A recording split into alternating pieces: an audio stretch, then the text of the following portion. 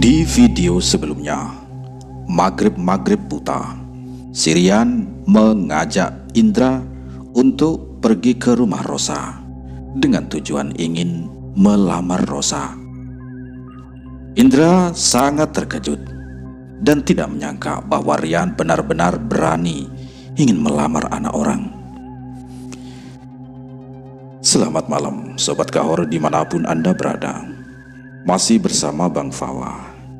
Malam ini Bang Fawa masih menceritakan lanjutan dari video sebelumnya tentang kisah misteri rumah walet di tanah Kalimantan, yang di dalam cerita kali ini sudah memasuki episode kelima atau memasuki episode terakhir. Jangan kemana-mana, simak cerita ini karena ini adalah episode yang terakhir. Langsung saja.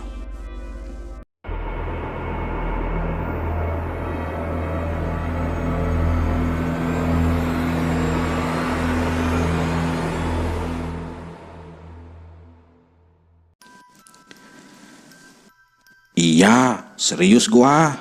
Ngapain gua jauh-jauh kemari kalau kagak serius? Jawab Rian masih dengan senyum anehnya, yang jujur saja Indra mulai jijik melihatnya. Iya sih, buat orang yang bisa tidur 3 hari 3 malam kayak lo, jarak bontang kemari pasti serius, ujar Indra ketus. Ya udah, ayo, ujar Rian dengan setengah berteriak. Hehehe, masih maghrib on, bentar lagi lah habis isya. Kebelet banget sih lo, jawab Indra emosi. Ya sorry ya, terlalu menggebu-gebu. Rian hanya tertawa terkekeh-kekeh melihat emosi Indra. Sambil menunggu isya, mereka berdua sedikit mengobrol. Rian menceritakan saat pertama kali dia melihat Rosa, dia langsung tertarik.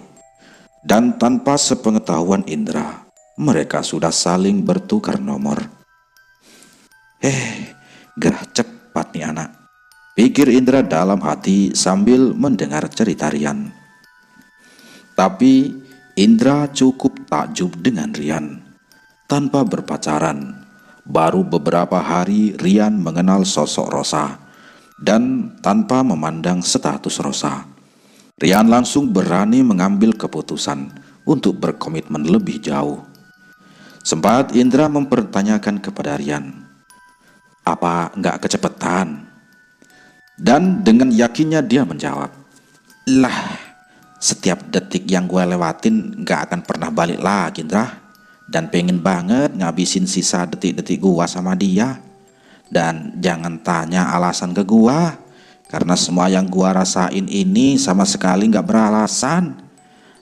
Dan gue nggak perlu buru-buru bikin anak, karena gue udah punya satu. Hehehe.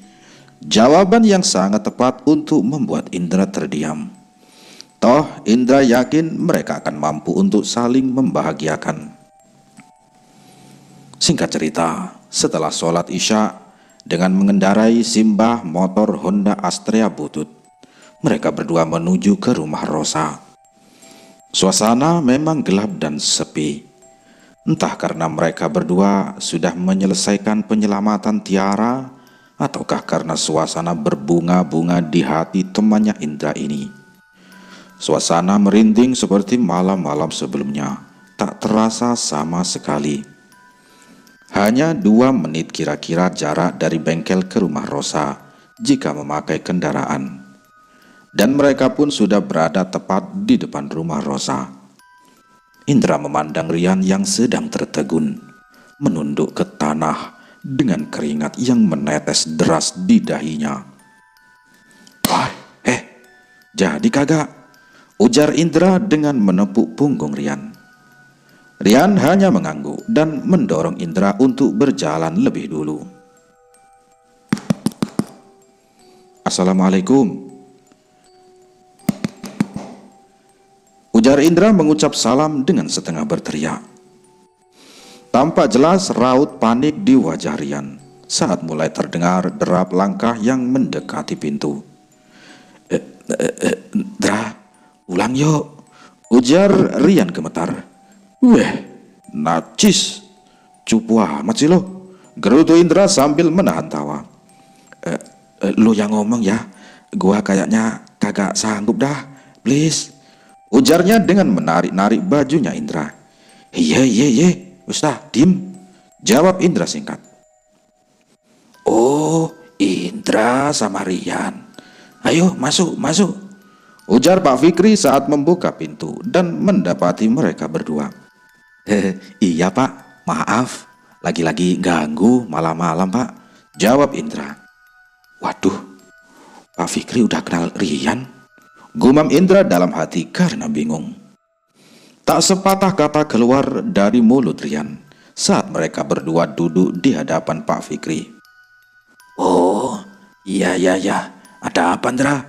Ujar Pak Fikri membuka obrolan. Ibu ada di rumah Pak, soalnya ada hal yang cukup penting yang mau saya sampaikan, ujar si Indra.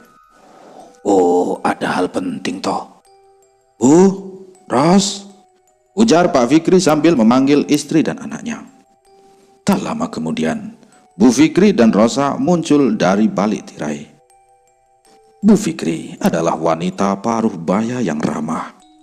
Walaupun dia berbicara menggunakan bahasa Indonesia, tapi gaya bahasa khas Jawa halus tetap kental terasa saat ia berbicara.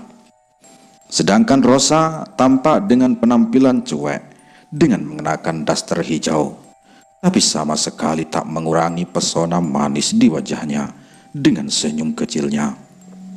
Dan Indra perhatikan Rosa sama sekali tidak berani memandang wajah Rian. Bu, duduk sini, ada hal penting, kata Indra. Ros, ambilkan minum nah, ujar Pak Fikri. Oh, ada apa toh? Ujar Bu Fikri penasaran. Sesaat setelah Rosa masuk untuk mengambil air, Indra mulai berbicara mengenai perihal tujuannya datang malam ini. Jadi gini Pak, Bu, maaf, saya, waduh kok malah kebanyakan ya Bu ya, langsung saja Bu. Maaf saya sudah mengganggu malam-malam Bapak sama Ibu. Saya datang malam ini bertujuan untuk melamar anak Bapak sama Ibu, ujar Indra dengan nada serius dan berwibawa. Hah? Serius nak Indra? Dora! Srek! Rian mencubit pundak Indra cukup keras. Apa-apaan sih? Sakit tahu, bentak Indra pelan-pelan pada Rian. Salah, bukan lo, kan gua. Gimana sih lo? Ujar Rian berbisik. Oh ya, salah. Maaf Bu. Jadi saya kesini mengantar teman saya ini buat melamar anak Bapak sama Ibu, yaitu Rosa, ujar Indra sambil menggaruk-garuk kepalanya yang sebenarnya sama sekali tidak gatal. Gak usah kaku-kaku toh. Rosa sudah cerita kok kalian mau datang dan tujuan kalian datang, ujar Pak Fikri. Sesaat kemudian Rosa keluar dengan wajah yang merah padam dan membawa teko air beserta beberapa gelas kecil. Sambil Rosa sedang sibuk meletakkan teko dan beberapa gelas di meja, Pak Fikri menanyakan kepada Rosa apakah bersedia menerima permintaan si Rian. Terserah Bapak, Ocha nurut aja keputusan Bapak sama Ibu, jawab Rosa dengan menunduk malu. Dan Indra jadi mengetahui jika Rosa sebenarnya bisa dipanggil dengan Ocha. Bapak sama Ibu sih setuju aja, asal Ocha mau dan seneng, ujar Bu Fikri dengan bijaksana. Rosa hanya mengangguk pelan, yang berarti dia menerima pinangan Rian. Beberapa saat obrolan ringan terjadi di antara mereka. Pak Fikri menanyakan kesediaan keluarga Rian untuk datang menemuinya, dan Rian menyanggupinya dalam waktu 1 bulan. Rian meminta agar acara yang akan diadakan agar sesederhana mungkin, dan setelah menikah nanti agar Rosa ikut tinggal di Bontang menemani Rian, dan keluarga Pak Fikri pun menyetujuinya. Tanggal dan waktu sudah ditetapkan. Kisaran tanggal 14 Februari tahun 2017 mendatang, Rian dan Rosa akan menikah. Akad akan dilangsungkan di masjid yang terletak tak jauh dari kediaman Rosa dan dilanjutkan dengan acara kecil di rumah Rosa. Saat-saat mengobrol memang tak terasa telah memakan berjam-jam hingga waktu sudah menunjukkan pukul 10 malam saat Indra dan Rian berpamitan pergi. Sebelum pergi, Rian menyempatkan menghampiri Rosa dan memasang cincin di jari manis tangan kanan Rosa. "Dra, gua tidur duluan ya." Hehehe, ujar Rian saat mereka berdua duduk di teras bengkel. Bilang aja mau teleponan, masih kaku aja lu," jawab Indra dengan tertawa ringan. Rian akhirnya melangkah masuk ke dalam kamar, dan Indra tetap menikmati segelas kopi dan beberapa batang rokok. Pikiran Indra melayang pada Pak Hamid. Tak hentinya dia mengumpat kepadanya atas apa yang telah ia perbuat dan tentang penasarannya akan sosok istrinya. Apa yang akan terjadi selanjutnya jika istri Pak Hamid tahu bahwa Tiara telah dikeluarkan dari rumah itu? Apakah ia akan mencari tumbal yang lain? Atau semuanya berhenti sampai di sini? Dan sosok iblis seperti apa yang mendalangi semua ini? Indra memejamkan matanya dan mencoba berkonsentrasi pada amalan kecil yang pernah dia pelajari. Perlahan-lahan, samar-samar, mulai nampak di hadapannya seorang laki-laki paruh baya sedang bertengkar hebat dengan seorang wanita. Dan di hadapan mereka tergeletak seorang gadis kecil. "Tiara," gumam Indra dalam hati. Laki-laki itu kemudian mengambil balok kayu dan memukulkannya berkali-kali ke kaki Tiara. Seketika Tiara bangun dan menangis histeris, berteriak minta ampun. Hingga tak lama kemudian dia kembali kehilangan kesadarannya dan tergeletak tak berdaya, menahan perih dan nyeri saat kakinya diremukkan. "Dasar setan, akan udah mati, lu masih bohong, bangsut," humpat Indra dengan sangat emosi. Saat emosinya mulai memuncak, semua pandangannya hilang seketika itu pula. Saat konsentrasi digantikan oleh emosi, maka semua amalan menjadi sia-sia dan buyar. Indra lupa akan peraturan dasar itu.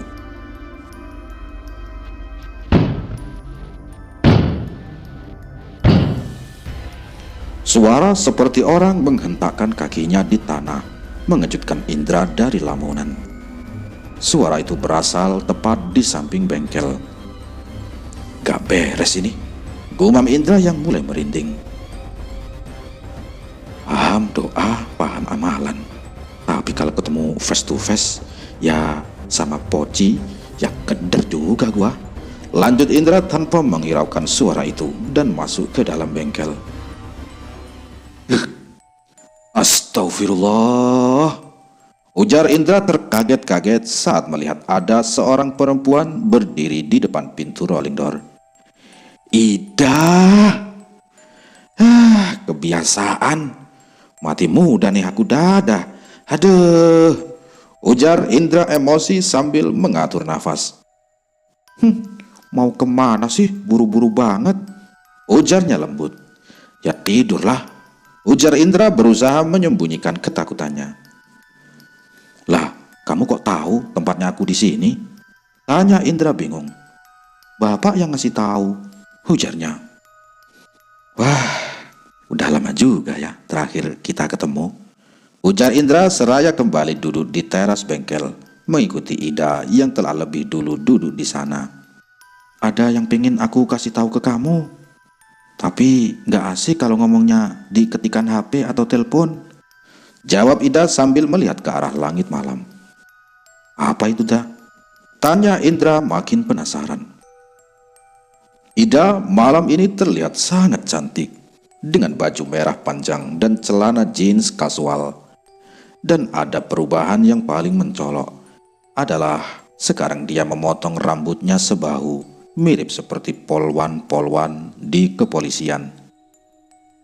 Aku mau nikah, Indra, ujarnya sambil memandang jauh ke arah langit malam. Weh, oh iya? Ujar Indra berpura-pura terkejut. Iya, kalau nggak ada halangan bulan depan, Januari, ujar Ida yang sekarang tertunduk memandang lantai. Wajahnya tampak ayu dengan dihiasi rona malu. Sepertinya dia malu untuk memandang Indra. Selamat ya, gumam Indra pelan tapi dengan suara yang bisa didengar olehnya. Entah kenapa, suasana canggung tercipta di antara mereka berdua. Tak ada yang berani memulai obrolan. Tak ada yang berani memandang satu sama lain. Mereka berdua hanya diam dan memandangi semua tempat, kecuali orang yang di hadapan mereka masing-masing. Sedikit penyesalan memang ada, tapi jika mengingat, Indra tak akan bisa menyembunyikan apapun darinya. Bahkan yang ada di dalam pikirannya, rasa sesalnya menjadi tak begitu besar. Kenapa kamu pagari sekarang? Tanya Ida tiba-tiba. Hehehe, enggak ada yang dipagari, ujar Indra dengan tertawa kecil. Betul-betul, terus kenapa aku nggak bisa lihat apa-apa? Nggak mungkin, kamu nggak mikirin apapun dari tadi, ujar Ida pelan tanpa melihat Indra. Coba jangan ngelihat pikiran. Pikiran manusia masih sangat bisa buat berbohong. Belajar lihat hatinya, karena hati gak akan pernah bisa berbohong, ujar Indra dengan senyum yang semempesona mungkin. Mendengar jawaban Indra, Ida menengok ke arah Indra. Dia memandang dalam-dalam ke arah wajah Indra. Dengan tangan lembutnya memegang pipinya Indra. Dulu kenapa kamu gak mau? Tanya Ida dengan suara lirih. Karena rasa sayang saja gak akan cukup buat melangkah ke jenjang pernikahan, ujar Indra dengan melepaskan tangan Ida dari pipi Indra. Kamu gak mau tahu kah sama siapa aku nikahnya? Ujar Ida lembut sambil berdiri dan menghadap kepada Indra. Kenapa mesti nanya? Aku udah tahu kok. Hehehe, ujar Indra dengan tersenyum kecil. Ih, nggak sopan. Ya udah, pokoknya kamu harus datang ya, ujarnya. Pasti, jawab si Indra. Ida kemudian melangkah mundur dan kabut putih tiba-tiba menyelimuti di sekitarnya. Sekilas terdengar Ida berucap, "Selamat datang kembali, Indra." Beberapa hari telah berlalu sejak Rian melamar Rosa. Benar saja, hari-hari Rosa sangat ceria dengan senyum yang selalu mengembang dan dengan sedikit marah-marah pada Indra jika Rian terlambat membalas chatnya. Kelakuannya tak jauh berbeda dengan semua perempuan yang sedang kasmaran. Tapi entah kenapa pagi ini perasaan Indra sungguh tidak enak. Lucy. Tiba-tiba wajah Lucy terbesit sejenak di pikiran Indra. Entah apa yang sebenarnya terjadi. Mudah-mudahan tidak terjadi sesuatu yang menyedihkan. Tut, tut. Indra, HP kamu bunyi. Ada telepon nih. Teriak Rosa pada Indra dari dalam bengkel. Tolong bawa kemari, Ros. ujar Indra dengan sedikit berteriak dan tetap memasang bodi motor yang telah selesai dia perbaiki. Rosa menghampiri Indra dengan memberikan handphone yang sedang berbunyi. Mas Said, pikir Indra saat melihat nama orang yang sedang menelponnya. Assalamualaikum mas, ada apa mas? Tanya si Indra. Wah, lama betul kau ngangkat Dra. Kamu bisa ke Bontang sekarang Dra, ujar Mas Said dengan nada panik. Loh, ada apa mas? Ada garapan? Tanya Indra bingung. Lucy Indra, Lucy kecelakaan. Sudah cepat, aku tunggu kau di Bontang, ujar Mas Said dengan nada sangat panik. Loh, gimana mas? Keadaannya sekarang gimana? Ujar Indra yang mulai ikut panik. Udah cepatlah ke Bontang ya, sudah dulu, jawab Mas Said dengan menutup telepon tanpa menunggu jawaban Indra. Mendengar Mas Said yang panik itu, Indra paham jika ada sesuatu yang sangat serius sedang terjadi. Indra langsung menelpon Pak Toto untuk meminta izin agar diperbolehkan menutup bengkel hari ini. Dan dia menyetujuinya dan menyuruh Indra mampir ke kediamannya saat semua urusan Indra selesai nanti. Setelah memberitahu Rosa, Indra menutup bengkel dan menuju ke Bontang.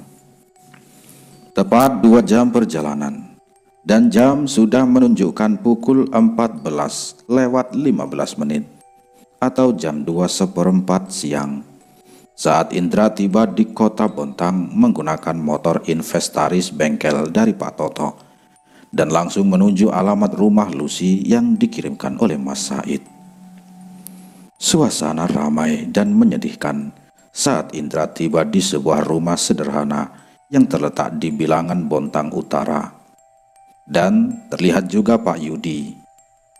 Trisno dan Mas Said sedang berduduk di bangku yang sudah terjajar di depan rumah. Dan tanpa pikir panjang, Indra menghampiri mereka. Pak Yudi dan Mas Said tertunduk lesu dan sesekali menenangkan Trisno yang sedang menangis terseduh. Assalamualaikum, ujar Indra sambil menyalami mereka bertiga. Dra, Lucy sudah nggak ada. Kamu masuk dulu Ge, ibunya Lucy nyariin kamu, ujar Pak Yudi. Innalillahi wa inna ilaihi roji'un. Kok nyariin saya sih Pak? Ada apa Pak? Ujar Indra terkejut. Ya sudah, ayo saya antar ke dalam, ujar Pak Yudi mendahului Indra untuk masuk ke dalam rumah. Ah, lama sekali kau Indra, gerutu Mas Said dengan menepuk pundaknya Indra. Tubuh kaku yang telah ditutupi kain dari seorang wanita yang Indra kenal dengan nama Lucy. Kenapa waktu dan takdir tidak pernah memilih dan selalu datang tiba-tiba? Makasih mas, udah datang, ujar suara yang entah dari mana. Tapi Indra tahu itu adalah Ida. Assalamualaikum Bu, permisi, ini yang namanya Indra sudah datang, ujar Pak Yudi lembut kepada seorang wanita parubaya yang sedang menangis terseduh. Makasih nak, udah mau datang. Jangan pulang dulu ya sampai anak ibu dimakamin. Ada yang ibu mau kasih ke kamu, ujar wanita itu yang sekarang Indra tahu jika beliau adalah ibunda dari Lucy. Suasana haru mengiringi mereka saat mengantar jenazah Lucy hingga ke liang lahat. Sang ibu dan beberapa wanita lain yang tidak Indra kenal menangis terseduh-seduh sambil tak henti-hentinya membacakan doa. Indra, Pak Yudi dan seorang laki-laki yang masih kerabat dari almarhumah turun ke dalam lubang makam untuk menempatkan jenazah di dalam lubang yang akan ditutup dengan tanah dan akan menjadi tempat berbaring bagi Lucy untuk selama-lamanya hingga akhir zaman. Baru beberapa hari yang lalu kamu menyapa aku dengan senyum, Lus. Sekarang kamu pergi selama-lamanya juga dengan senyum, ujar Indra dalam hati setelah melihat wajah indah Lucy untuk terakhir kalinya. Setelah diazani dan ditutup oleh papan ulin, tanah mulai ditimbunkan ke dalam lubang. Semakin lama, semakin tinggi hingga tertutup seluruhnya dan menjadi sebuah gundukan yang dipancangi papan kayu ulin di setiap ujungnya dengan bertuliskan Lucy dan tanggal kematiannya. Tapi entah kenapa Indra tidak bisa, bahkan tak mampu untuk mengeluarkan air mata. Maafin aku, Lus, ujar Indra di sela-sela doa. Tak terasa matahari sore sudah menyinari kota Bontang. Indra teringat ucapan Ibunda Lucy saat dia menemuinya tadi siang. Dan tanpa pikir panjang, Indra memacu kendaraannya ke arah rumah Lucy. Kediaman almarhum Lucy masih terlihat ramai dengan kedatangan tetangga dan para saudara yang datang untuk memberi semangat dan menghibur Ibunda Lucy. Assalamualaikum, Bu. Saya Indra, ujar Indra dengan langsung mencium tangan Ibunda Lucy. Wajah sembab karena menangis yang pasti mengundang iba bagi siapapun yang memandangnya. Tak ada yang lebih menyakitkan daripada kehilangan seseorang, apalagi seseorang itu adalah buah hati yang dibesarkan oleh tangannya. Waalaikumsalam. Tunggu sebentar ya, Nak. Sebentar saya ambilkan, ujar sang ibu dengan beranjak berdiri dan masuk ke dalam kamar. Saat menunggu, Indra melihat ke sekitaran ruangan rumah ini. Rumah yang sangat nyaman. Lucy pasti sangat betah tinggal di rumah ini. Tapi tunggu. Pandangan Indra tertuju pada salah satu foto yang terpajang di dinding. Sebuah foto pernikahan tua yang Indra tebak adalah pernikahan antara ibundanya Lucy dan suaminya. Tapi sosok laki-laki yang ada di foto itu sangat tidak asing. Loh, itu kayak Pak Hamid, lirih si Indra dalam hati, sambil memandangi foto itu dengan jarak sekitar 3 meter dari tempat duduknya Indra. Dan benar saja, tak jauh di dekat foto itu, ada sebuah foto kecil dengan gambar seorang gadis kecil sedang tersenyum gembira. Yara, tanya Indra dalam hati lagi. Apa hubungannya ya Ibunda Lucy, Pak Hamid dan Tiara? Tapi Ibunda Lucy bukanlah wanita yang menyiksa Tiara di dalam penglihatanku. Lalu apa yang sebenarnya terjadi di sini ya? Pikiranku benar-benar melayang. Pikiran Indra benar-benar melayang memikirkan kenapa semua ini tiba-tiba berhubungan dengan apa yang dia alami. Apa ini ya? Kenapa? Batin si Indra. Tak lama kemudian, Ibunda Lucy keluar dengan membawa sebuah buku binder kecil. Ini kamu bawa, tolong dibaca ya, Nak. Jangan berhenti doakan Lucy ya, ujar sang ibu lembut sambil menahan tangisnya. Iya, Bu. Terima kasih, Bu, ujar Indra gugup karena kebingungan. Apa sebenarnya hubungan ibu ini dengan Pak Hamid dan Tiara? Indra benar-benar berada di ujung keraguan. Apakah Indra akan menanyakannya pada Ibunda Lucy? Tapi Indra pun mikir, jika sekarang suasana sedang sangat tidak memungkinkan si Indra menanyakannya. Mungkin suatu saat nanti gua bakal nanya, ujar Indra dalam hati. Setelah beberapa saat, Indra menghibur Ibunda Lucy dengan mengucapkan kata-kata yang biasa diucapkan saat menghibur orang yang sedang berkabung.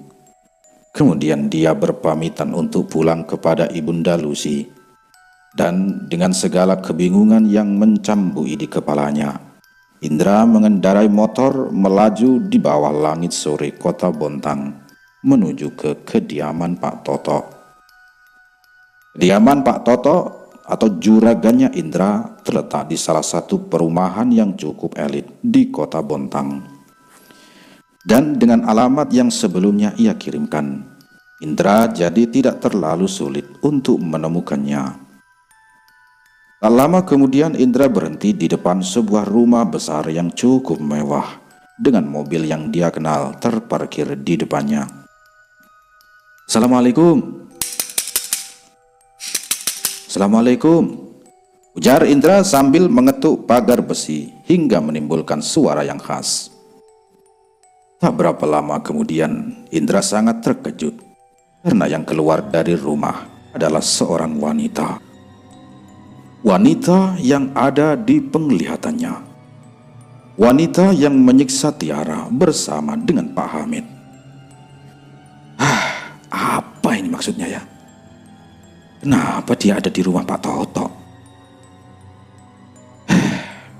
Wanita itu memandangi Indra dengan tatapan sangat sinis. Tak salah lagi, dia adalah orangnya. Maaf, saya Indra." "Hah? Indra?" tanya wanita itu seraya membukakan pagar. "Iya, saya Indra, Bu," ujar Indra pelan dengan memendam amarah. "Masuk, udah ditunggu sama bapak di dalam," ujarnya. Permisi, Bu," jawab Indra gugup dengan melangkah ke dalam. "Saya perintahkan kamu jangan ikut campur urusan saya terlalu jauh, atau saya bunuh kamu," ujar wanita itu pelan, tapi dengan suara yang bisa Indra dengar saat dia melewatinya. Bunuh saya? Apa maksudnya ya, Bu ya?" ujar Indra tersenyum tanpa menoleh ke arahnya.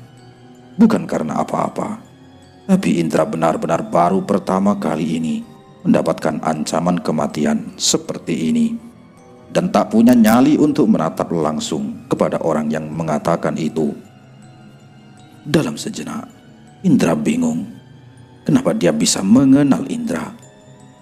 Tapi ancaman ini pasti karena Indra sudah mengacak-acak rumah tumbalnya. Entah bagaimana Indra menggambarkan ketegangan yang dia alami saat ini. Indra masuk ke rumah di mana ada seorang yang sangat ingin membunuh dia di dalamnya. Dan yang lebih membuat jantung Indra berdebar adalah orang yang ingin membunuh Indra sekarang tepat berada di belakangnya. "Assalamualaikum, Pak," ujar Indra lembut pada Pak Toto yang sedang duduk sambil menghisap rokoknya di ruang tamu. "Oh, Indra. Masuk, Indra, masuk," ujar Pak Toto saat melihat Indra di depan pintu. Tak ada hal aneh yang mereka bicarakan di rumah Pak Toto. Pak Toto hanya menanyakan bagaimana keadaan bengkel yang Indra kelola dan kinerja Rosa, dan semuanya Indra jelaskan dengan rinci. Mungkin bagaimana keadaan di sana tanpa menyinggung hal-hal mistis dan tidak beres yang terjadi. Di tengah obrolan Indra dan Pak Toto, perempuan yang tadi mengancam Indra keluar dan membawakan 2 cangkir kopi. Dia meletakkannya satu di depan Indra dan satu lagi di depan Pak Toto. Ada racunnya gak nih? Ragu gua, pikir Indra dalam hati. "Ayo Indra, minum Indra, minum," ujar Pak Toto langsung menyeruput kopi yang ada di hadapannya. "Oh iya, kenalkan Indra, ini istri saya Indra," lanjut Pak Toto. Iya Pak," ujar Indra gugup karena bimbang akan dia apakan kopi yang ada di hadapannya ini. Tapi jika perempuan ini adalah istri Pak Toto, lalu kenapa Pak Hamid mengakui perempuan ini sebagai istrinya? Apa yang sebenarnya terjadi? Tiba-tiba segelepat pandangan melintas di kepala Indra tentang orang yang pernah merawat Indra selama beberapa bulan saat dia kecil di sudut kecil sebuah perkampungan yang terletak di sebelah utara kota Surabaya. seorang perempuan yang sehari-harinya berjualan es kelapa muda, atau lebih dikenal dengan es degan. Buning. Hanya Indra bingung dalam hati. Kenapa dia tiba-tiba muncul di pikiran Indra? Aku udah kenal Indra kok. Kamu ingat saya nggak, Indra? Ujar perempuan yang duduk di samping Pak Toto. Duh, sontak Indra langsung tertegun mendengarnya. Oh, jadi begitu, ujar Indra dalam hati dan tiba-tiba mengeluarkan air mata saat menyadarinya. Loh, iyakah? Kenal di mana? Tanya Pak Toto bingung. Biar Indra yang jawab. Jahat banget kalau Indra sampai lupa, ujar perempuan itu. Iya, jahat banget kalau sampai saya lupa sama Mbak Endah, jawab Indra dengan menangis terseduh. Dan gua jahat banget gak ngenalin Buning waktu itu. Bego, gerutu Indra dalam hati. Apa yang sudah ku berbuat, batin Indra lagi. Dengan tanganku sendiri, aku telah membunuh orang yang pernah merawatku saat aku kecil dulu. Dengan tangan ini aku mencabut nyawa, atau lebih tepatnya tidak membiarkan nyawanya kembali pada jasadnya. Batin si Indra lagi. Pak Toto terlihat bingung melihat Indra yang tiba-tiba menangis, dan dia menanyakan apa yang terjadi sebenarnya. Indra sama sekali tak mampu menjawabnya, dan Bu Endah menjelaskan pada Pak Toto jika saat dia SMA dan tinggal bersama kakaknya Buning, dan Indra sempat dititipkan orang tuanya di rumahnya Buning saat orang tua Indra pergi ke Jakarta selama beberapa bulan. Gimana kabar Buning, Mbak? Tanya Indra sambil terisak dan berpura-pura tidak tahu. Dia baik, Indra, dan gak akan lama lagi kamu ketemu kok sama dia, ujar Bu Endah dengan senyum yang sangat sinis di wajahnya. Duh, iya Mbak, ujar Indra dengan menundukkan kepala. Pak Toto masih bingung dengan semua kebetulan ini, dan dapat Indra pastikan dia tidak terlibat dalam kegiatan keji Bu Endah, dan mungkin dia sama sekali tidak tahu menahu. Berarti Indra masih bisa dibilang keluarga kita ya. Kecil sekali dunia ini ya. Ujar Pak Toto dengan tertawa lepas. Sebisa mungkin Indra mencoba menahan diri dari segala emosi yang berkecamuk di kepalanya saat ini. Tapi bagaimana caranya bersikap tenang saat ada pandangan sinis dan ancaman pembunuhan ada tepat di depan matanya. Setelah beberapa saat, Pak Toto mengeluarkan beberapa uang pecahan 100 ribuan dan menyerahkannya pada Indra untuk belanja kebutuhan makan. Indra agak ragu untuk menerimanya karena sempat terbesit di pikiran Indra untuk mengundurkan diri dari bengkel. Tapi mulutnya benar-benar keluh untuk mengatakannya, hingga akhirnya Indra menerima uang itu dan berpamitan kepada mereka berdua.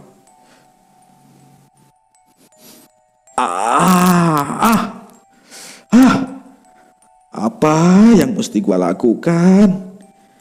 Tiara, Lucy, Buning, Mbak Endah. Besok apa lagi? Indra berteriak sekencang-kencangnya di balik helm di tengah perjalanannya menyusuri langit malam kota Bontang. Buning, maafin Indra bu. Kembali Indra berteriak. Entah tangisan dan teriakan Indra didengar orang atau tidak, dia sudah tidak peduli lagi. Toh wajahnya pun tertutup rapat oleh helm. Indra menghentikan motornya di depan rumah kontrakan Rian, dan Simbah terparkir dengan gagah yang menandakan jika Rian ada. Assalamualaikum, Yan, ujar Indra sembari mengetuk pintu. Indra sengaja tidak membuka helm agar tak ada tetangga yang melihat betapa sembabnya wajah Indra. Tak berapa lama, Rian membuka pintu dan mempersilakan masuk. Dia sempat terkejut akan kedatangan Indra yang tiba-tiba dan tidak memberi kabar lebih dulu. Dan setelah Indra membuka helm, maka semakin banyak pertanyaan yang dilontarkannya. Indra menceritakan perihal kematian Lucy pada Rian. Dia turut berduka dan mengirimkan doa untuk almarhumah. Tapi apakah Indra akan menceritakan perihal selanjutnya? Kenapa sampai begitu sih, Indra? Lo sayang banget sama Lucy, sampai lo tangisin segininya? Tanya Rian setelah membuat segelas es teh untuk Indra. Bukan itu, Yan. Lo inget dulu pas kita berempat, lo, gua, Aji sama Pak Dion ke rumah tante-tante yang memiliki ilmu kuyang, ujar Indra lesu. Kagak mau inget-inget gua, nggak inget, ujar Rian panik. Yang kita bunuh malam itu tetangga gua di Surabaya waktu kecil. Gua sempet tinggal di rumahnya. Dia ngurusin gua kayak anaknya sendirian. Dan lo tahu siapa yang bunuh Tiara? Itu adiknya orang yang gua bunuh malam itu. Dan gua juga serumah sama dia dulu. Bego banget kok gua kagak ngenalin ya, ujar Indra panjang lebar. Rian hanya melongo sambil terdiam mendengar penjelasan Indra. Indra tahu si Rian ini tidak tahu mesti harus berucap apa. Terus gimana, Indra? Ucap Rian sesaat setelah ketenangannya mulai kembali. Tadi gua ketemu Mbak Endah, adiknya Buning. Ternyata dia bininya bos gua di bengkel. Dia ngancem mau bunuh gua, Yan. Gua mesti gimana? Ujar Indra lesu dengan tertunduk lemas sambil bersandar di dinding. Aduh, udah gua duga bakalan runyam begini, Indra. Makanya selama ini gua selalu ngehindarin masalah dengan gua jarang keluar. Aduh, udah deh gini aja. Ini masalahnya udah nyawa, bro. Lo gua beliin tiket dah pulang ke Bekasi ya, biar selamat lo, ujar si Rian. Enggak Yan, gua nggak bisa lari. Udah cukup gua lari dari kenyataan pahit di Bekasi. Di sana sudah nggak ada tempat buat gua pulang, jawab Indra lemas. Mereka berdua akhirnya hanya diam sambil menatap dinding yang ada di depan mereka masing-masing. Entah apa yang dipikirkan Rian, tapi yang ada di kepala Indra sekarang benar-benar tak bisa dia ungkapkan. Pantes dulu Aji ngebet banget ngajakin lu ke sana, Indra. Dia tahu kalau lu nggak bakal diserang kali, ujar Rian pelan. Aji tahu? Bungsut tuh anak, gerutu Indra dalam hati. PDW, gua masuk malam, lo nginap sini aja dulu ya, ujar Rian dengan beranjak menuju ke kamar mandi. Iya, ujar Indra pelan. Bagaimana Indra menggambarkannya? Nyataan dan takdir yang begitu kebetulan, dan saat ini sedang Indra hadapi, seolah meruncing tepat di depan hidungnya. Tapi tunggu, ada bukunya Lucy. Indra membuka buku yang diberikan oleh ibundanya Lucy tadi dan menemukan tanggal sekitar bulan Desember tahun 2016, yang berarti tulisan ini adalah tulisan Lucy semalam. Dan di dalam buku diari Lucy yang panjang itu, singkatnya Lucy berkata bahwa Tiara adalah adiknya yang tidak pulang-pulang. Dan yang tak kalah mencengangkan, di dalam buku diari itu, Lucy mengatakan, menulis bahwa dia memang suka sama Indra. Si Indra pun kaget setelah membaca diari dari bukunya Lucy. Lus, kenapa lo gak bilang? Ria Indra sekeras-kerasnya di ruangan tengah rumah kontrakannya Rian dengan isak tangis. Lo kenapa, Indra? Ujar Rian keluar dari kamar mandi dengan hanya mengenakan handuk. Lucy sayang sama gua, Yan, jawab Indra dengan membentur-benturkan kepalanya di dinding. Tiara, adik perempuan Lucy. Itu kenapa Tia manggil gua kakak? Pak Hamid sama Mbak Endah numbalin Tia karena Tiara anak Pak Hamid. Lucy meninggal beberapa hari setelah gua ngebebasin roh Tiara. Jangan bilang kalau Lucy juga ketarik gara-gara gua. Jangan, pikir Indra dalam hati. Lo emang sempet berjasa ke gua. Lo emang pernah ngerawat gua, Bu Endah. Tapi nyawa orang lo jadiin mainan. Lo mau bunuh gua, lo mau darah. Lo bakal lihat gimana gua, Ganindra Basudewa, marah. Lanjut Indra dengan beranjak keluar dari rumah kontrakan Rian. Lo mau kemana, Indra? Woi, ujar Rian dengan berusaha mengejar Indra. Tanpa mempedulikan teriakan Rian, Indra menyalakan motornya dan menyusuri langit malam kota ini. Kota yang mungkin dalam pikiran Indra akan menjadi tempat kematiannya malam ini. Tujuannya sudah jelas. Dia harus ke sana dan membunuhnya. Menghentikan semua kekejaman ini dan mengakhiri pembunuhan yang Mbak Endah lakukan. Indra harus menceritakan semuanya pada Pak Toto. Tanpa mempedulikan apapun lagi, Indra menembus jalan yang diterangi lampu menuju rumah Pak Toto. Tak ada keraguan, tak ada ketakutan. Sekarang yang ada hanyalah emosi yang harus segera Indra tuntaskan. Gelap, tanya Indra pada dirinya sendiri, karena mendapati rumah Pak Toto gelap, seperti tak ada orang di dalamnya. Beberapa kali Indra mengetuk pagar dan memanggil-manggil, tapi sama sekali tidak ada jawaban. Dengan pagar yang tidak terlalu tinggi, sebenarnya mudah saja bagi Indra untuk memanjat pagar rumah Pak Toto dan memasukinya. Tapi jika ada yang melihat dan meneriakinya, maka Indra akan menjadi tertuduh pencuri yang pertama kali tertangkap di komplek perumahan ini.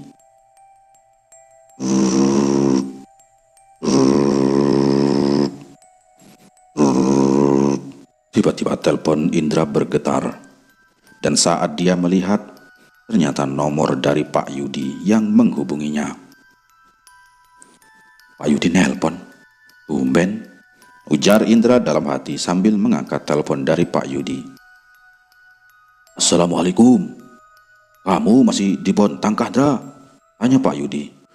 Waalaikumsalam, Pak. Iya, Pak, saya masih di Bontang. Ada apa, Pak?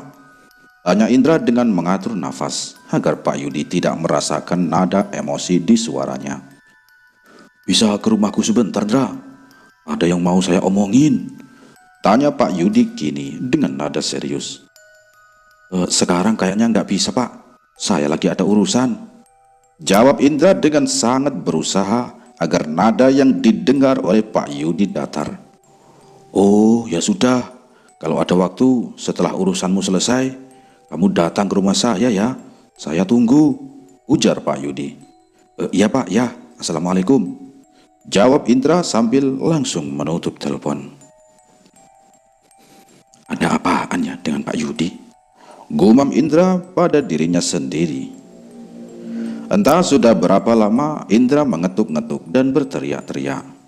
Dan dapat Indra pastikan benar-benar tak ada orang di dalam rumah ini. Tapi kemana mereka? Tunggu sebentar. Indra pun berpikir, Pak Yudi adalah temannya Pak Toto. Mungkin aku bisa mengetahui sesuatu darinya. Gumam Indra pelan dan tanpa pikir panjang, langsung mengarahkan sepeda motornya ke arah rumah Pak Yudi. Kebetulan rumah Pak Yudi berada tidak jauh, walaupun sudah di luar komplek perumahan tempat Pak Toto tinggal. Hanya berkisar 10 menit, Indra sudah sampai di depan rumah Pak Yudi. "Assalamualaikum," ujar Indra sambil mengetuk pintu depannya rumah Pak Yudi. "Waalaikumsalam. Indra kah?" Terdengar suara seorang laki-laki menjawab salamnya Indra. Yang bisa ditebak, itu adalah suara Pak Yudi. Tak lama kemudian, Pak Yudi membuka pintu dan mempersilahkan Indra masuk. Ada apa ya Pak? Tadi ditelepon kayaknya penting banget," tanya Indra ke Pak Yudi langsung pada intinya. "Oh enggak Indra, saya mau ngobrol saja sama kamu. Gimana kerjaan di sana? Kamu betah?" ujar Pak Yudi dan membuat Indra benar-benar emosi karena dia menyuruh Indra datang dengan nada serius di telepon, tapi hanya untuk sekedar mengobrol. "Wah, saya kira ada apa Pak?"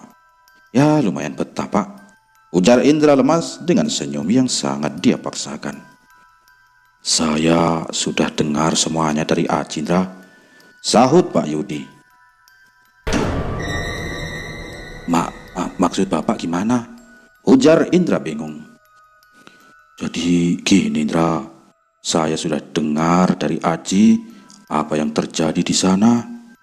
Dan menurut saya pribadi, antara bengkelmu di sana dan bangunan di depannya dan semua kejadian itu bukan kebetulan," ujar Pak Yudi sambil menyalakan sebatang rokok. "Wah, berarti Mas Aji cerita ya gimana petualangan kami di sana ya Pak?" tanya Indra sedikit gugup. "Bukan itu yang saya maksud. Saya ini temannya Toto udah lama. Toto itu dulunya ya kayak kamu ini, sendirian di kota ini, gak punya apa-apa, sampai dia kenal sama perempuan yang bernama Endah dan nikah tahun lalu. Nah, Endah ini janda Indra, dan dia kaya raya. Tanah tempat bengkelmu berdiri itu juga punya Endah. Dulu Toto sering nanya-nanya ke saya, gimana kalau buka bengkel di sana? Dan saya setuju. Tapi di sana sudah berdiri bangunan itu, yang dibangun gak seperti rumah biasa. Bangunan yang dibuat agar orang-orang gak ada yang curiga. Bangunan rumah walet. Tapi Endah setiap ditanya selalu ngomong kalau tanah di depan itu sudah dijualnya dan pemilik tanah itu yang bangun. Udah banyak yang bilang kalau Endah dan keluarganya itu ngelakuin pesugihan. Ya karena beberapa tahun yang lalu suaminya mati bunuh diri ngegorok lehernya sendiri. Dan saya jadi semakin yakin ini ulahnya Endah. Maafin saya ya Indra. Saya nggak ngira kalau semua cerita orang itu ternyata benar. Dan saya nempatin kamu di sana, ujar Pak Yudi panjang lebar. Hingga tak terasa abu rokok di tangannya telah memanjang. Sebenarnya Indra ingin sekali menceritakan fakta bahwa sebenarnya orang yang telah menggorok lehernya sendiri adalah ayah dari perempuan yang siang ini Indra makamkan. Dan ada kemungkinan jika Lucy pun ditarik paksa oleh lingkaran perjanjian iblis Mbak Endah.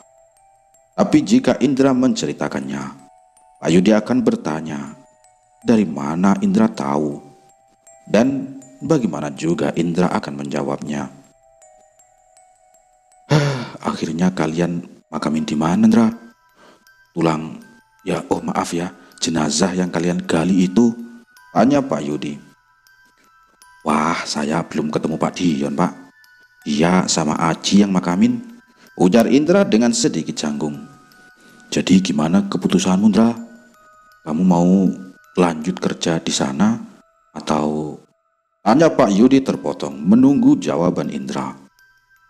Indra hanya bisa terdiam memikirkan jawaban untuk Pak Yudi.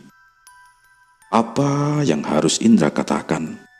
Sedangkan saat ini Indra sedang dalam perjalanan membuat perhitungan dengan orang yang mereka berdua bicarakan. Tapi setidaknya ada sebuah titik terang yang Indra dapat, bahwa kemungkinan sangat besar Pak Toto sama sekali tidak terlibat dengan kegiatan Mbak Enda. Saya nggak tahu, Pak. Terus kalau saya emang keluar, saya mesti bilang apa sama Pak Toto? Dia orangnya baik banget, Pak, ujar Indra lesu. Ya sudah, Pak. Mungkin malam ini gini aja dulu ya. Saya ada keperluan lain. Saya pamit dulu ya. Lanjut Indra dengan berdiri dari sofa ruang tamu Pak Yudi. Kamu mau langsung pulang ke bengkel kah? Tanya Pak Yudi. Indra hanya tersenyum menjawab pertanyaan Pak Yudi sambil menyalaminya. Pak Yudi terlihat lesu dan ragu melihat gerak-geri Indra. Kamu gak apa-apa, Indra? Tanya Pak Yudi. Gak apa-apa, Pak. Saya tinggal dulu ya, ujar Indra dengan meninggalkannya. Dalam kebingungan, Indra mengambil nafas dalam-dalam, mencoba menenangkan diri dengan memikirkan kemana dia harus pergi sekarang. Tenang, Indra, tenang. Semuanya bakal abu-abu saat lu emosi. Tenang, tenang, ujar Indra pelan untuk menenangkan pikirannya sendiri. Ya, balik ke bengkel. Gua akan balik ke bengkel. Gua pasti bisa ngelacak dia. Pasti. Lanjut Indra dengan mengarahkan motor melintasi jalur gelap poros Sangatta Bontang. Dengan mengendarai motor seperti Dani Pedrosa, walaupun matic, Indra akhirnya bisa mencapai bengkel dalam waktu 1 jam lewat 20 menit. Sebuah rekor untuknya yang tanpa henti melantunkan zikir sepanjang perjalanan. Suasana gelap dan sepi menyambut Indra saat dia tiba di bengkel, karena memang tak ada satupun lampu yang menyala dan penerangan hanya titik-titik kecil cahaya lampu rumah warga di kejauhan. Tapi sepertinya ada yang aneh. Sepi kali ini benar-benar berbeda seperti biasa, karena entah kenapa malam ini sama sekali tak ada suara serangga yang saling bersahut-sahutan. Peduli setan dengan jangkrik, umpat Indra sambil membuka pintu rolling door. Setelah memasukkan motor dan menutup semua pintu, Indra langsung merebahkan diri di kasur dan berteriak sekencang-kencangnya. Entah ada yang mendengarkan atau tidak, tapi dia benar-benar muak dengan semua takdir ini. Takdir yang seolah menyalahkan Indra. Takdir yang meruncing kepadanya. Takdir yang entah kenapa terasa sangat kebetulan. Tapi Indra lah tokoh utama dari semua kisah keji ini. Kenapa?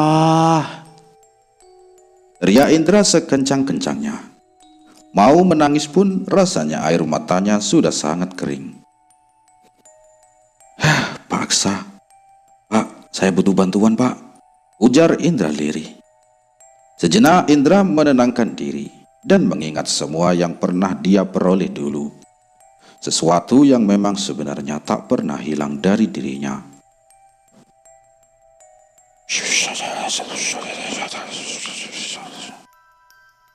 Ujar pelan Indra melafalkan apa yang pernah dihafal dan pernah dia amalkan.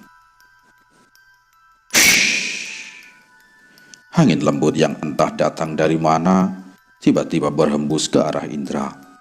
Padahal sedari tadi dia sama sekali belum menyalakan kipas angin di kamar ini. Sejuk, tenang, dan cahaya putih terang yang menyilaukan tiba-tiba menyorot tepat ke arah matanya. Ternyata emang bisa balik, ujar Indra pada dirinya sendiri dengan tersenyum kecil. Ternyata emang udah garisnya. Pilihan gua ke Kalimantan, maka akan begini. Kalau gua tetap di Jakarta, maka jadi begini. Dan Pak Sami, ucapan selamat datangnya benar-benar gak lucu, Pak, ujar Indra dengan tertawa saat menyadari semuanya. Dan saat Indra mengatakan semuanya, berarti memang dalam artian sebenarnya. Secara sederhana mungkin akan disebut dengan membaca kemungkinan. Lalu di sana ya Mbak, gumam Indra saat mengetahui posisi Mbak Endah ternyata tepat berada di dekat Indra, di dalam rumah walet yang berdiri kokoh di depan bengkel. Indra segera beranjak berdiri dan membuka pintu kamar. Dan astagfirullah, ujar Indra terkejut saat mendapati dinding bercat putih yang ada tepat berada di depan pintu kamar Indra. Terdapat sebuah tulisan yang sebelumnya tidak ada di sana. Sebuah tulisan berwarna merah yang bertinta darah, bertuliskan mati. Hah? Mati? Ujar Indra lirih memandangi dinding. Jika bertanya siapa yang melakukannya, pasti Indra akan terdengar bodoh. Tapi apa-apaan ini? Apa dia menerorku dengan cara rendahan seperti ini? Apa tidak lebih baik jika dia langsung hadir di depanku dan membunuhku saat ini juga? Batin si Indra. Suasana sepi yang Indra rasakan saat ini benar-benar berbeda dari biasanya. Suasana yang seperti benar-benar tak ada kehidupan di sekitar Indra, bahkan serangga sekalipun. Ada yang gak beres nih, gumam Indra pelan sambil memandangi seluruh ruangan bengkel. Tak ada yang salah dan sama sekali tidak ada yang berubah dari posisi semula. Tapi loh, ujar Indra terkejut saat melihat dinding di depannya kini telah bersih. Tak ada lagi tulisan mati yang tadi terpampang besar di sana. Wah, apa aku bodoh ya? Atau mungkin gila? Sudahlah. Indra kemudian beranjak ke depan hendak membuka pintu rolling door yang tadi sudah dia tutup rapat.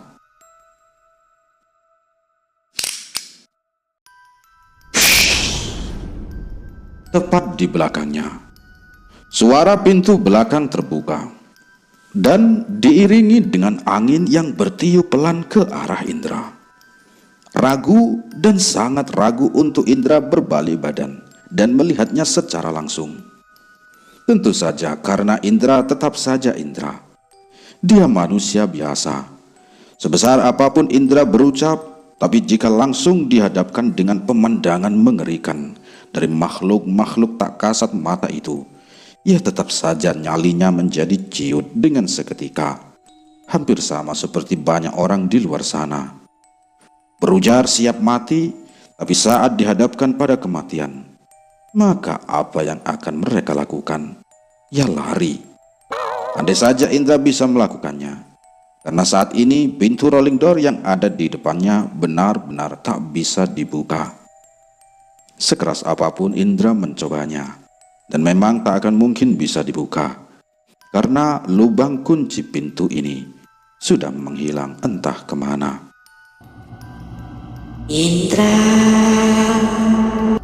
ujar suara yang sangat parau, memanggil namanya tepat di belakang Indra. Seketika kaki dan tangan Indra kaku dan tidak dapat digerakkan sama sekali. Perlahan tapi pasti sambil memejamkan matanya rapat-rapat, Indra melafalkan ayat kursi dengan suara pelan. Tapi bukannya mereda, rasa merinding di seluruh bulu kuduk Indra malah semakin menjadi. Indra pun teringat masa-masa saat dia masih berguru di padepokannya Pak Aksa. Kalau mereka nongol, tinggal baca-baca saja Yasin atau ayat kursi saja, ntar juga hilang sendiri, ujar Indra saat mereka berkumpul di sebuah balai besar berbentuk persegi ini. Balai tempat mereka santri-santri semua berkumpul untuk menimba ilmu kepada Pak Aksa. Emang bisa gitu ya? Sahut Pak Aksa dengan tertawa lepas seperti orang kegelian. Ya emang gitu kan Pak, ujar Ridho menimpali Pak Aksa dengan raut wajah bingung. Kamu renungin dikit deh, apa ayat-ayat suci itu diturunin buat ngusir makhluk ciptaannya? Sahut Pak Aksa yang baru bisa berhenti tertawa para murid-muridnya ini. Maksud Bapak, Tanya Indra dengan ragu-ragu. Saya bilang tadi kan, kamu renungin kata-kata saya tadi. Kalau enggak, sekarang pasti kamu paham, Indra. Ujar paksa dengan menepuk pundak Indra. Tapi yang saya ingin jelaskan sama kalian semua bukan itu. Lanjut paksa yang sontak membuat mereka semua yang sedang mendengarkannya melotot ke arahnya. Bagaimana tidak? Dia paksa sekarang duduk bersila tapi tidak menyentuh tanah. Dia melayang seperti karakter di sebuah film-film saat memenangkan pertarungan. Kembali ke saat ini. Benar kata paksa dulu. Walaupun dibacakan ayat-ayat apapun, mereka mungkin tidak akan bisa hilang. Karena ayat-ayat ini diturunkan bukan untuk mengusir mereka. Tenang Indra, tenang. Ujar Indra pelan untuk menenangkan diri. Perlahan-lahan Indra mencoba memberanikan diri untuk membalikkan badan ke arah suara yang mengerikan itu yang memanggil Indra. Dan di depan pintu kamar dan dengan pandangan mata tajam mengarah kepada Indra, melayang sesosok makhluk. Sosok yang Indra ingat, sosok yang pernah Indra lepaskan, dan akhirnya Indra membunuhnya dengan jeroan berwarna semerah darah, berdenyut dan meneteskan darah dari mulutnya. Tapi bagaimana bisa? Bukankah seharusnya dia sudah mati? Apa Pak Dion dan Aji sudah salah rumah saat itu? Tapi tidak, aku yakin betul bahwa penglihatanku saat itu tidak salah. Indra sudah tak mampu lagi menopang tubuhnya, hingga akhirnya terduduk di lantai dengan bersandar di pintu rolling door. Mata Indra tak bisa beralih dari sosok yang mendekat, dan semakin mendekat ke arah Indra dengan senyuman yang penuh darah. Buning, ujar Indra lirih.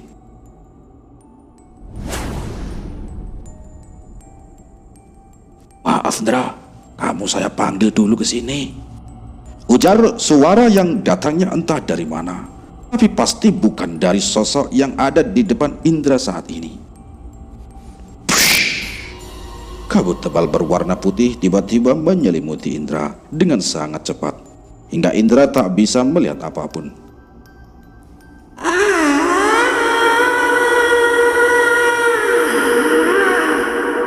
Teriak makhluk itu sesaat setelah kabut itu menyelimuti Indra.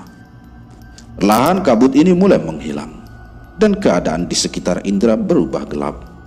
Kegelapan hutan dengan pohon-pohon besar yang hanya diterangi oleh cahaya bulan.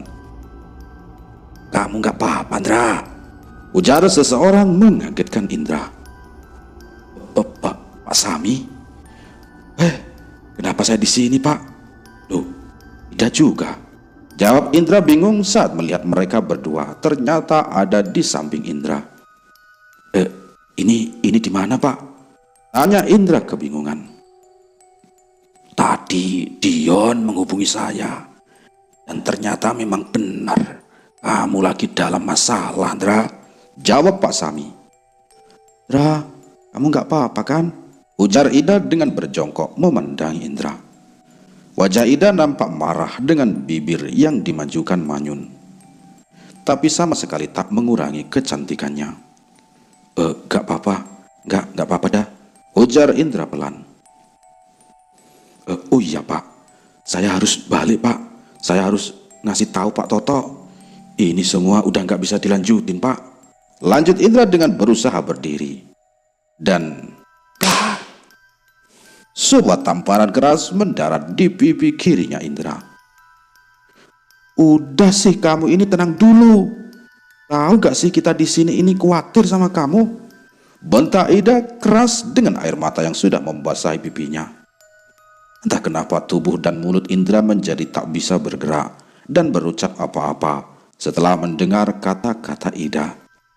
Udah dah, cukup. Ujar Pak Sami dengan nada tegas. Tapi Pak, ujar Ida sambil menarik-narik kerah bajunya Indra.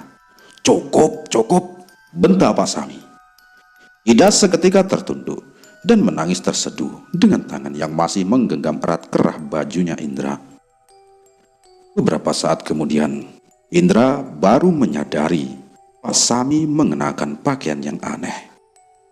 Pakaian yang mirip seperti yang ada di gambar-gambar buku pelajaran.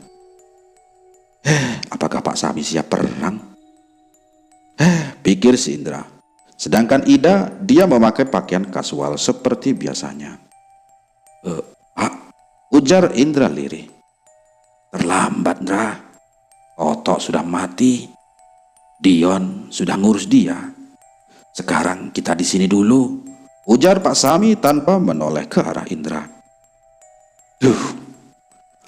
Apa Pak? Maksudnya gimana Pak? Tanya Indra dengan nada emosi, berharap Indra salah mendengar apa yang Pak Sami baru katakan. Kamu gak salah dengar. Keadaan sudah semakin kacau sekarang. Kalian semua sudah memancing perang. Dan sekarang kita di sini nunggu utusan yang saya kirim. Mudah-mudahan dia bawa berita baik, ujar Pak Sami dengan menatap tajam ke arah Indra. Pak Toto sudah mati. Yara, Lucy, Pak Hamid. Sebenarnya berapa nyawa lagi yang harus melayang? Dan perang, kenapa? Dan dengan siapa sih perang ini? Batin si Indra di dalam pikirannya. Indra sebenarnya sangat ingin menanyakan semuanya pada Pak Sami, tapi lidahnya benar-benar keluh untuk berucap. Kalian sudah ikut campur terlalu jauh dengan orang yang sudah minta perlindungan ke Sang Atta, ujar Ida dengan menangis terseduh. Maksud kamu dah? Gimana bisa? Aku kenal Mbak Endah, aku kenal Bu Neng, dan bisa aku pastiin mereka itu orang Jawa. Gimana bisa orang yang ngelakuin ritual pesugihan Jawa dapat perlindungan dari Sang Atta? Lagian siapa itu sih Sang Atta? Tanya Indra bingung. Apa kamu tahu, Indra, gimana eratnya hubungan antara Jawa dan Dayak? Apa kamu tahu siapa yang mendirikan kerajaan Kutai Kartanegara di Kalimantan? Kalian orang Jawa, kalian membantu kami mendirikan kerajaan itu, jawab Pak Sami. Terus apa hubungannya sih Pak sama Sang Atta? Kenapa juga bisa perang? Kita cuma harus bunuh tuh si Endah dan mengakhiri Bu Neng. Selesai sudah Pak, ujar Indra setengah berteriak pada Pak Sami. Ya kalau emang segitu gampangnya itu, aku ini sudah bunuh dia dari awal dia dan kakaknya nginjak tanah ke Kalimantan, Dra. Jawab Pak Sami tak kalah keras. Terus apa hubungannya sama Sang Atta Pak? Ujar Indra semakin bingung. Dia yang akan kita temuin malam ini, ujar Pak Sami dengan membalikkan badan memunggungi Indra. Indra hanya bisa terduduk di tanah sambil mulai menangis. Pertanyaan kenapa saat ini membanjiri di kepalanya Indra. Indra hanya manusia bodoh. Dia hanya manusia berdosa. Dia hanya manusia lemah. Dia hanya manusia hina. Tapi kenapa semua ini tertuju ke arahnya? Seakan Indra menjadi dalang antagonis yang selalu membawa kesialan bagi orang di sekelilingnya. Aku takut, Indra, ujar Ida yang entah sejak kapan sudah duduk di samping Indra. Indra tak bisa menjawab ucapan Ida. Indra sama sekali bingung harus berkata apa. Pak Sami berkata, Indra dan yang lainnya lah yang sudah memicu perang. Entah perang dalam artian apa, tapi apapun itu pasti sangat berakibat fatal mengingat ucapan Pak Sami waktu itu. Bisa rata seluruh Kalimantan Timur. Ilmu, makhluk, atau orang macam apa yang bisa melakukan itu? Malam ini kita akan ketemu dia, Indra, ujar Ida pelan sambil menutupkan wajah di kakinya. Ida sudah mulai memasuki pikiran Indra lagi. Tapi Indra tahu dengan jelas jika dia merasa ketakutan. Baru pertama kali Indra melihat seorang wanita ketakutan hingga menangis seperti ini. Dan yang menangis adalah seorang Ida. Ida yang Indra kenal sangat ceria, tak takut apapun walaupun bertelanjang kaki saat berjalan di hutan. Begitu teganya Indra membawa masalah kepadanya dan keluarganya dan bahkan kepada sukunya. Tenang Indra, tenang. Sudah gak ada waktu lagi. Ini saatnya lo masuk lagi ke dunia lo yang dulu, ujar Indra pada dirinya sendiri. Indra memposisikan duduknya dalam keadaan bersila dan mulai menfokuskan pikirannya.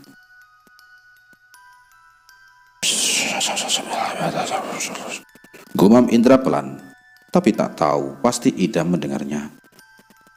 Indra, jangan, ujar Indra panik dan mulai mengguncang-guncangkan tubuh Indra. Tapi sekarang Indra sudah fokus dengan tujuannya, dan guncangan Indra perlahan tak lagi Indra rasakan, meskipun ia tetap melakukannya. Oh, jadi begitu arti sebenarnya dari mimpiku malam itu, ujar Indra pelan sambil membuka mata. Pak Sami sedang memandang tajam ke arah Indra, dan Ida memundurkan tubuhnya perlahan dengan gemetaran. Jangan lakuin hal yang gak perlu, Indra, ujar Pak Sami tegas. Saya tahu, Pak. Maaf, tapi saya gak bisa diam aja, Pak, jawab Indra dengan beranjak berdiri. Jangan cobai saya, Indra, ujar Pak Sami yang sudah mengeluarkan mandau dari sarungnya dan membuat kuda-kuda hanya beberapa meter di depan Indra.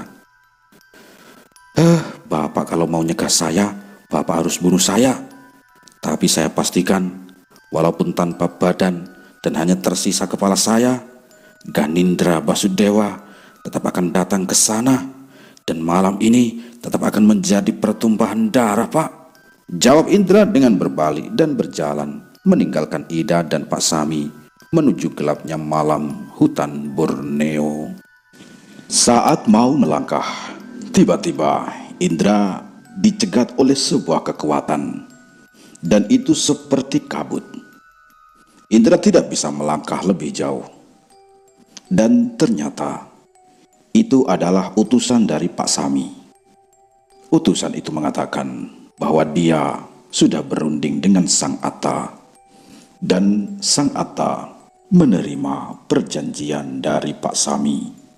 Dan singkat cerita, keesokan harinya Indra sudah kembali ke bengkel itu. Dan tiba-tiba di rumah walet tersebut sudah ramai banyak orang. Ternyata setelah dicek oleh Indra, di dalam rumah itu ditemukan mayat Bu Endah dan Pak Toto, Pak Fikri dan Rosa. Pak Dion, Aji dan Sirian juga sudah datang di tempat rumah walet itu. Kata Pak Dion, dia ditelepon oleh Pak Sami atas suatu kejadian yang menimpa Bu Endah di rumah itu. Dengan begini, berakhirlah cerita ini. Dan si Indra termenung, tak tahu harus kemana lagi arah tujuannya. Mungkin dia akan mencari pekerjaan kembali di wilayah Kalimantan. Tamat.